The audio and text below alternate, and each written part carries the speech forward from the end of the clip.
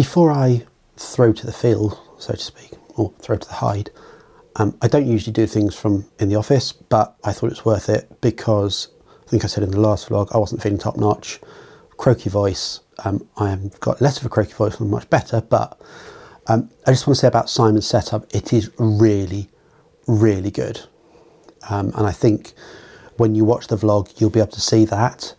I don't probably make enough of the positive points about it. There weren't really any negatives, let's be honest. Simon is a nice bloke. He's from Lancashire. I mean, I can forgive him that, but he's a nice bloke.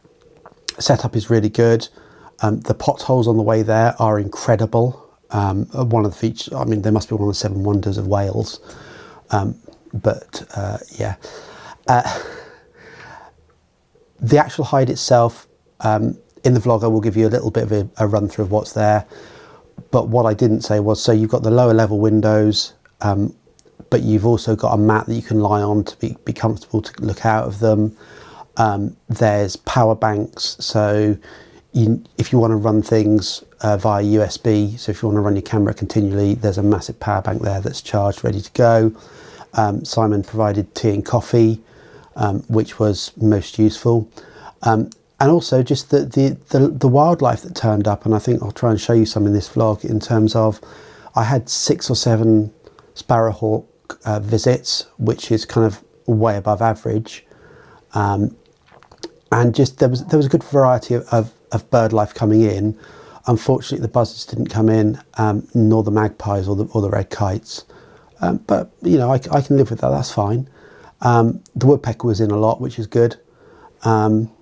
And you were getting up close and personal with a pheasant, but you know, you can get up and look personal with a pheasant on most country lanes. But you know, it's quite nice just to be able to observe it in a very quiet, kind of considered environment.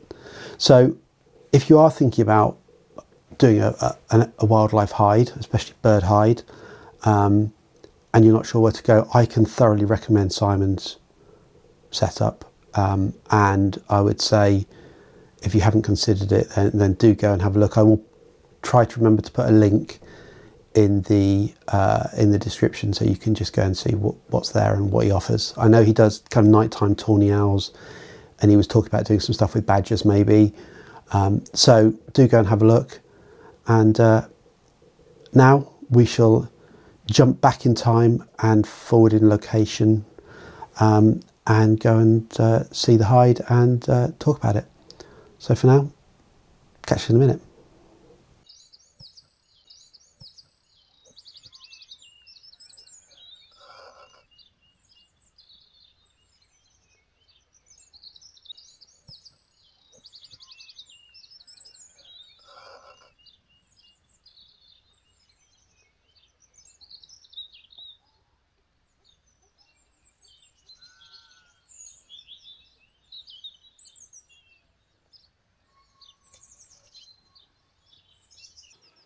Welcome back to the channel. Thanks for joining me. This is going to be a short one. Somebody asked me what the OM-150-600 is like on the OM-3. So, well, there it is, looking quite frankly ridiculous, but let's be fair. What you're dealing with effectively is an OM-1 Mark II in a slightly smaller body. So everything you'd expect in terms of performance is exactly the same. Sensors the same. All right, the viewfinder's not the same. I can live with that. But everything else is. So there's not a lot to say. The reach you get on this lens is phenomenal, and I think it, as a combination that I use fairly infrequently, I think for me it probably works very, very well. What I'll do is I'll put some video up and a few photos that I've taken with it, and you can see what it looks like.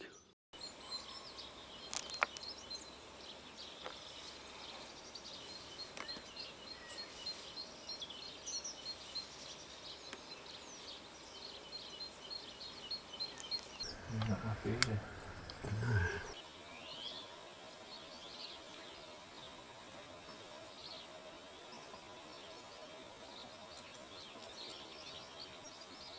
So you joined me just after lunch.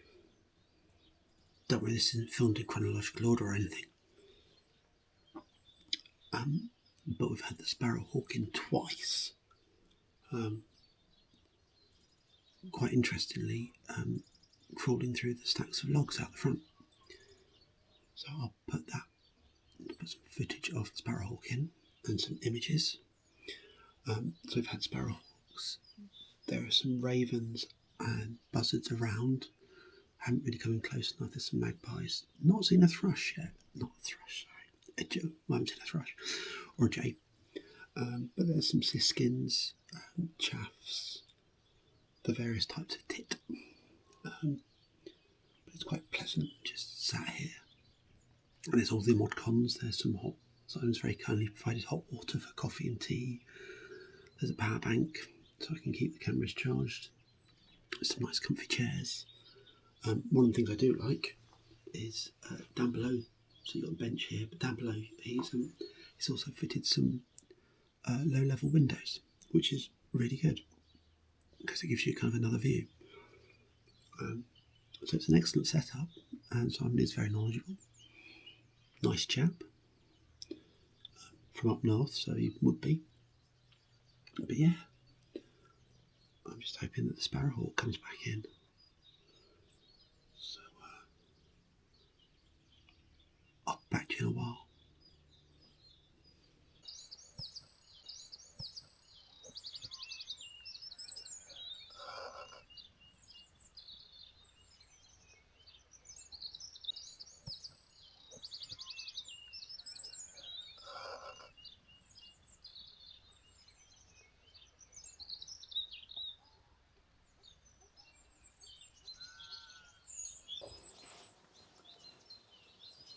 So, very excitingly,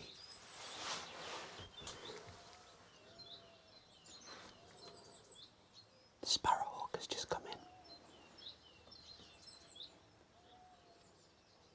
It seems to come in from this side, at the front of the woodpile, and then go inside the woodpile to try and get the other birds out. No, missed one.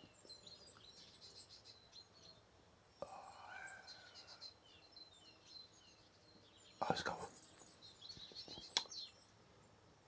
I'm just trying. Okay.